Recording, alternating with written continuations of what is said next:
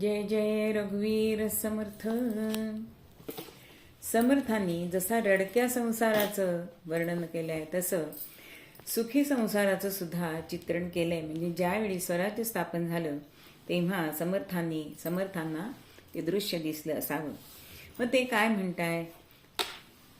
मनासारखी सुंदराती अनन्या, मनासारखे पुत्र जामात कन्या, सदा सर्वदा बोलती नम्र वाचा, जगी जाणीजे योग हा सुकृताचा.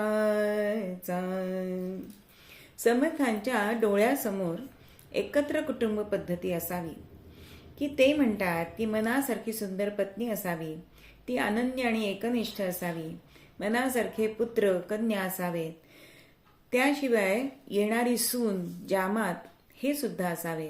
अहो, आपल्या मुलांवर आपण संस्कार चांगले करू शकतो, पण येणारी दुसऱ्या घरातली मुलगी आणि आपले जावई हे सुद्धा चांगले मिळावेत.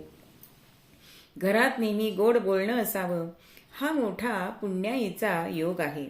मनासारखे दीर सासू सासरे म्हणजे समर्थांच्या पुढे असं आलेलं आहे की ह्या घराचं चित्र, दारात गाई वासरे आहेत, कुत्री मांजरी आहेत, त्यांच्यात वैरभाव नाही, घरात धन धान्य अलंकार वस्त्र भरपूर आहेत, सर्वांना आरोग्य लाभलेलं आहे, असं हे चित्र समर्थ तिथे वर्णन करतायत.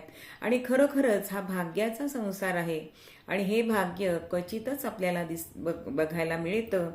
आजही हे संसार आपल्याला दिसत नाहीत, कारण एकोपा राहिलेला नाहीये.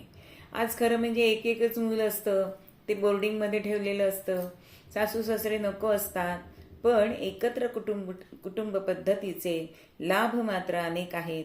आणि अशा सुखी संसाराचं चित्रण ह्या श्लोकामध्ये समर्थ करतात. जय जय रघुवीर समर्थ.